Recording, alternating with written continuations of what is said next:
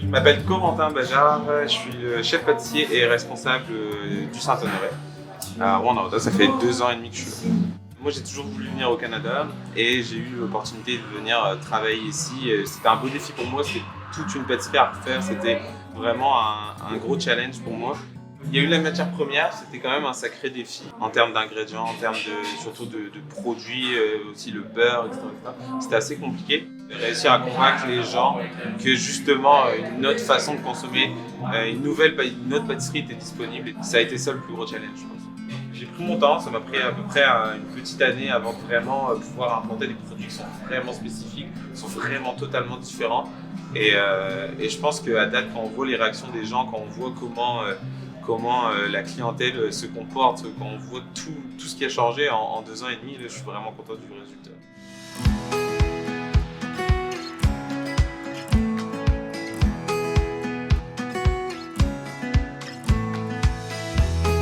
J'ai appris avec des mofs, des meilleurs ouvriers de France, j'ai appris avec des champions du monde, c'était vraiment bien.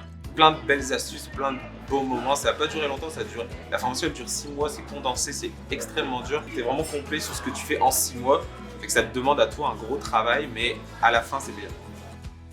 On doit s'adapter aux nouveaux défis de consommation des gens. On voit de plus en plus de personnes allergiques au gluten, de plus en plus de personnes allergiques au lactose, des gens qui recherchent des pâtisseries qui sont moins sucrées, des pâtisseries qui sont moins grasses.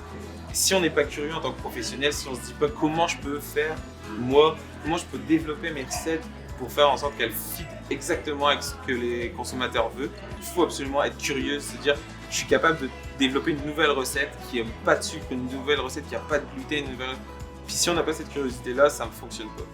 Essayer, en fait, je pense que c'est les essais.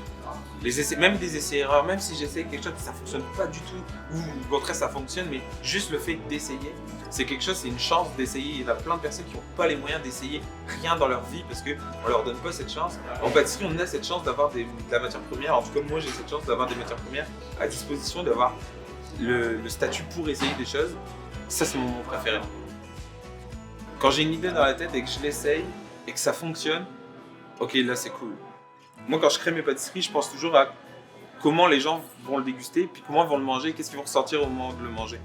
Moi j'aime bien faire des desserts qui rappellent la nostalgie, par exemple, genre faire quelque chose qui rappelle le goûter quand t'étais petit, ou alors l'inverse, quelque chose c'est ta première pâtisserie que t'as mangée, ou c'est le premier fruit que t'as croqué quand t'étais petit, ou l'inverse c'est quand t'étais plus grand, tu vois, c'est quoi que t'as mangé avec ta blonde ou avec ton copain, tout ça, c'est quoi? Qu'est-ce qui te rappelle ça? Ben, ça, c'est des souvenirs. Et la pâtisserie, c'est des souvenirs. Quand on était petit, on en a tous mangé. Et je pense que c'est ça, l'empathie de voir le sourire sur le visage des gens. Ça se sent dans la pâtisserie.